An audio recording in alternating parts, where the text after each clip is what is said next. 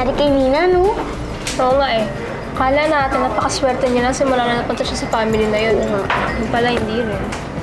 Teka, alam mo ba kung saan siya nakakonfine? Oo. Gusto mo punta natin?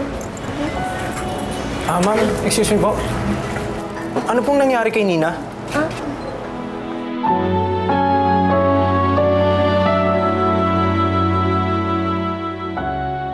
Nina, buti naman okay ka na. Nagpapalit-palitan kami dun sa buro lang mami mo magbantay.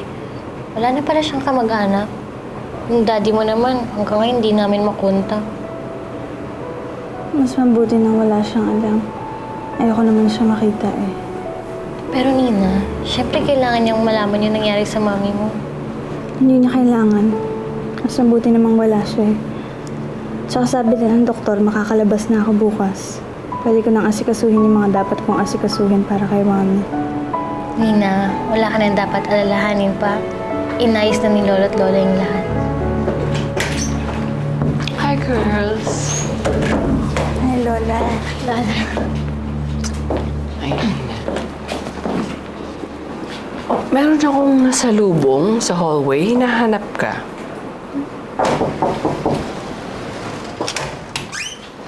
Brian. Nina? Brian, Oh, yes. I remember you. Siya yung nagliligtas sa'yo dun sa water tank.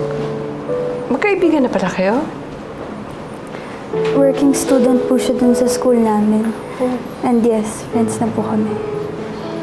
Janitor po ako doon. Tapos parte din po ako ng night school program nila. Bakit ka nandito? Para sa'yo. Ibigay ko sana sa'yo ito eh. Kaso, marami na palang prutas dito. Nakakaya naman tong dala ko. Teka. Anong bawian? Paborito ko kaya yung dalandan. Nina, Brian, maiwan po na namin kayo, ha? Lalabas muna kami ni Ana. Brian, ikaw na muna bahala kay Nina, ha? Okay po. Let's go.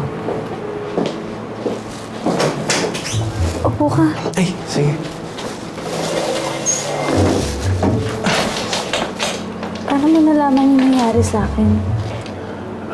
Tinanong ko dun sa mga kaibigan mo. Yung kasama mo sa resto. Bali, sila na din nagkwento sa akin kung ano nangyari sa'yo.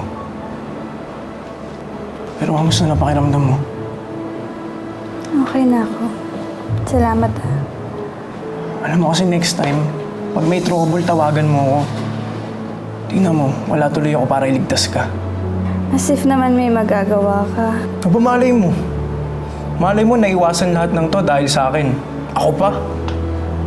Pero alam mo, buti hindi ka napuruhan. Paano na yung mga dalandan? Sinong kakain yan? Salamat dito ha. Salamat sa pagdalaw. Alam mo, okay lang yun. Kaibigan mo ako eh. Nadalaw talaga ako sa'yo.